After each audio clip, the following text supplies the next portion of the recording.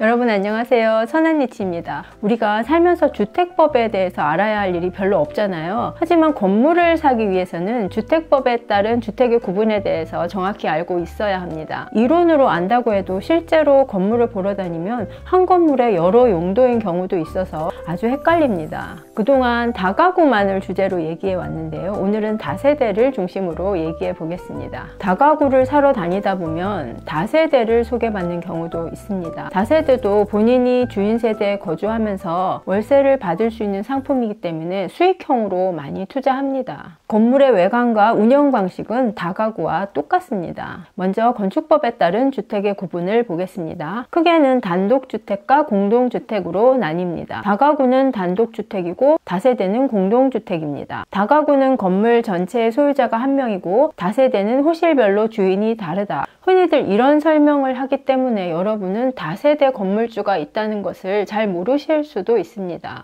다세대는 호실별로 개별 등기가 되기는 하지만 건물 전체의 호실을 한 사람이 소유하고 있는 경우도 많이 있습니다. 여러분 빌라는 잘 알고 계시죠? 빌라는 건축법상 있는 명칭이 아니고 다세대를 빌라라고 부르는 것입니다. 빌라는 처음부터 분양을 목적으로 지어진 것이라서 각 호실의 주인이 다르고 가족 단위가 거주하는 것이 보통입니다. 하지만 꼭 다가구처럼 생긴 다세대를 보셨나요? 이런 건물은 방이 원룸 사이즈이고 건물의 주인도 한 명인 경우가 많습니다. 그러니 다세대의 소유주는 여러 명이다 라는 표현은 정확하지는 않습니다. 다가구와 다세대의 공통점은 바닥 면적의 합계가 660제곱미터 이하라는 것입니다. 차이점은 다가구는 주택으로 쓰이는 층수가 3계층 이하이고 19세대 이하가 거주할 수 있습니다. 다세대는 주택으로 쓰이는 층수가 4계층 이하이고 거주 세대수는 제한이 없습니다. 하지만 다가구는 3계층, 다세대는 4계층 이런 식으로 외우면 안 됩니다. 한 건물에 다른 용도가 들어갈 수 있기 때문에 층수만 가지고 판단할 수는 없습니다. 건물을 사러 다녀보면 입지가 좋은 곳은 4계층을 지을 수 있는 다세대가 많습니다. 다가구는 주거용으로 3계층밖에 못 올리기 때문에 일반 주거지역이나 택지지역에 많이 있습니다. 결론적으로 입지가 좋은 곳에 다가구가 많지 않은 이유는 순수 다가구 용도만 가지고는 수익성이 안 나오기 때문입니다. 저하고 친한 건물주님들 모두 다세대를 소유하고 계십니다. 건물을 취득할 때 가장 문제가 되는 것은 취득하자마자 다주택자가 된다는 것입니다. 그럼 다세대 소유자들은 세금을 어떻게 감당하는 걸까요? 제가 지켜본 바로는 다세대 소유주들은 100% 주택임대사업자 등록을 하십니다. 임대주택에 관한 법이 여러 번 바뀌어서 굉장히 복잡하지만 현재 등록 가능한 것은 10년 임대밖에 없습니다. 2020년 8월 18일 이후 신규 등록은 장기 일반 민간임대주택이라 부르고 10년의 의무 기간이 있습니다. 10년이 너무 길다고 생각하시나요? 하지만 세금 혜택이 너무 크기 때문에 다세대를 운영하면서 등록을 안 하신 분을 보지 못했습니다. 주변 건물의 임대사업 등록 여부를 직관적으로 확인할 수 있는 방법을 알려드리겠습니다. 렌트홈에 접속합니다. 렌트홈은 국토교통부에서 등록 임대주택을 위해서 운영하는 사이트입니다. 상단 메뉴에서 임대주택 찾기를 선택합니다. 지도에서 관심 지역을 선택합니다.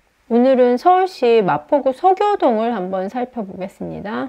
맨 위에 나오는 다세대 주택을 한번 클릭해 보겠습니다. 민간임대주택 기본 정보가 나오는데요. 주택 유형은 다세대 주택이고요. 임대 의무기간 개시일이 2020년 12월 22일입니다. 임대 의무기간은 10년이고요. 2020년 8월 18일 이후에는 10년으로밖에 가입이 안 된다고 했죠.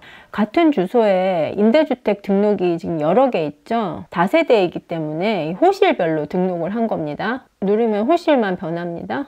각 호실별로 등록하기 때문에 한 건물에 여러 건이 등록이 되는 것입니다. 다가구 주택도 있습니다. 한번 볼까요? 주택 기본정보 다가구 주택이죠. 이것도 10년 등록밖에 안 되는 때 등록을 했네요. 이렇게 다가구 주택도 임대사업자 등록을 많이 했습니다. 좀 내려가다 보면 준주택, 오피스텔도 이렇게 등록을 한 경우가 많습니다. 이렇게 단독주택의 경우도 임대사업을 했는데 개시일이 없네요. 연립주택, 이렇게 다양한 형태의 주택들이 이렇게 임대사업 등록을 했습니다. 지도에 보면은 동그라미 안에 숫자가 표시되어 있는데 이건 뭐냐면 한 건물에 등록되어 있는 임대사업자의 숫자입니다. 다세대 주택은 호실별로 등록하기 때문에 숫자가 많은 거예요. 이걸 세보면 반개수가 몇 개인지 알 수 있겠죠.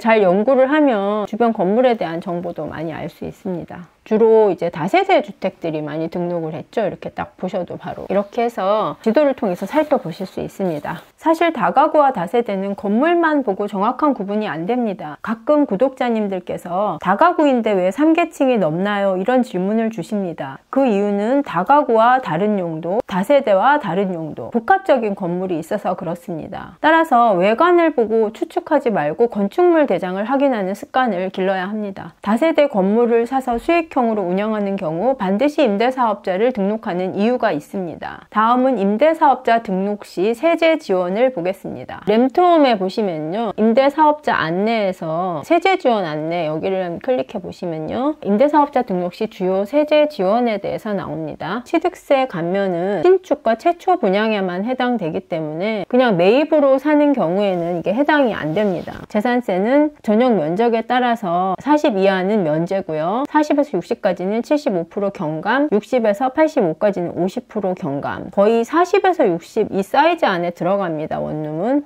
다가구 주택 모든 호실의 전용 면적 40제곱미터 이하. 통으로 보는 게 아니고 호실별로 사이즈를 보기 때문에 다가구도 등록이 가능합니다. 24년 재산세 부과분까지만 감면된다. 이제 앞으로 이 혜택이 어떻게 축소가 될지 모른다는 뉘앙스가 있네요. 종부세 합산 배제, 공시지가 수도권 6억 이하, 비수도권 3억 이하, 종합부동산세 합산 배제도 해당이 되는 경우에 받을 수 있고요. 운영하면서 걱정되는 부분이 소득세 부분이잖아요. 기준시가 6억 이하, 국민주택 규모 이하. 다세대 같은 경우는 만약에 내가 건물을 통째로 갖고 있어도 이렇게 호실별 기준시가를 따져보면 이 금액이 넘어가는 집은 없을 겁니다. 그러니까 다 감면을 받을 수 있다는 얘기고요. 분리과세 대상이 되면 분리과세를 할 수 있다는 소리고요. 양도세율 중과 배제, 비수도권 3억인데요. 서울은 지금 6억이고요. 다세대 같은 경우 호실별 가격이 이렇게 6억이 넘고 3억이 넘고 이런 게 없겠죠. 거의 다 이 혜택 안에 들어간다는 얘기고요. 다세대를 소유하고 있어도 실질적으로 양도소득세 중과를 받는 경우가 없습니다. 양도소득세 부분에 거주주택 비과세, 거주주택 외 모든 주택을 임대사업자 등록을 하고 기준시가가 맞는 경우에는 거주주택 비과세를 1회에 한해서 적용받을 수 있다는 얘기입니다. 다세대에 본인이 거주하면서 거주주택 비과세를 받을 수 있다는 얘기입니다. 이미 사용하신 분이 아니라면.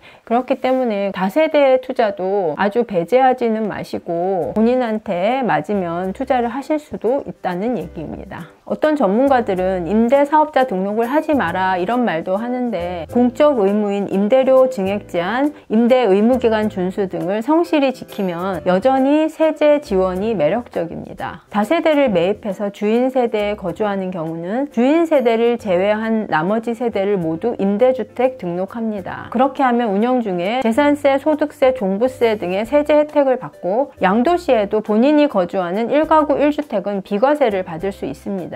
오늘은 다세대를 중심으로 주택임대사업자 등록에 대해서 알아보았습니다. 오늘 내용은 여기서 마무리하겠습니다. 요즘 부산에 계신 구독자님의 코칭을 시작했는데요. 저도 만나서 대면 코칭하는 것은 처음입니다. 다가구 구입에 관한 컨설팅을 원하셔서 거기에 맞는 내용으로 수업을 진행하고 있습니다. 저도 코칭을 하면서 매입 단계에서 힘든 점을 다시 한번 기억할 수 있었습니다. 수업 준비를 하면서 공부를 많이 하기 때문에 도움이 되는 정보가 있으면 여러분과 함께 공유하겠습니다. 오늘도 영상 시청해주셔서 감사합니다.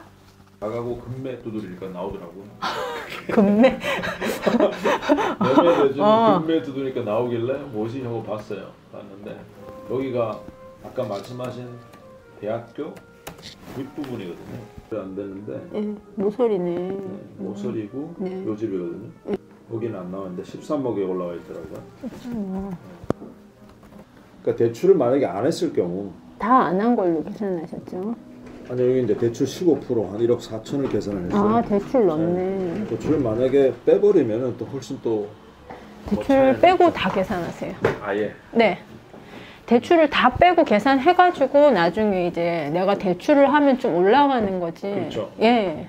그렇게 동등하게 비교를 하는 게 맞는 것 같아요. 그래서 오늘 컨설팅을 했는데요. 의뢰하신 분은 남편은 외국 생활을 오래 하셨어요. 들어와서 앞으로 사실 거고 다가구를 구입해서 직접 거주를 할 생각으로 이렇게 알아보고 계시더라고요. 아직 구입 전 단계인데 이제 컨설팅이 가능하겠느냐 이거를 물어보셨어요. 처음에 바로 뭐 하겠다 말겠다 이러진 않고 통화를 해보는데 굉장히 좀 해보고 싶더라고요. 저도. 그리고 부산에 일단 거주하시니까 만나서 또 컨설팅을 할 수 있고, 저는 이제 강의가 나쁜 건 아닌데 또 강의의 부족한 점은 뭐냐 하면은 의뢰자에게 특화된 그런 내용을 얘기를 못 하잖아요. 전체적으로 두리뭉실 그런 것들은 이미 정말 그냥 영상을 통해서도 많이 접하셨으리라 생각해요. 근데 컨설팅은 뭐가 다르냐 하면은 제가 아파트 소유하고 계신 거랑 이제 만기 날짜, 그 다음에 매수 가격 이런 거 다 제공해 달라고 했거든요. 만나기 전에.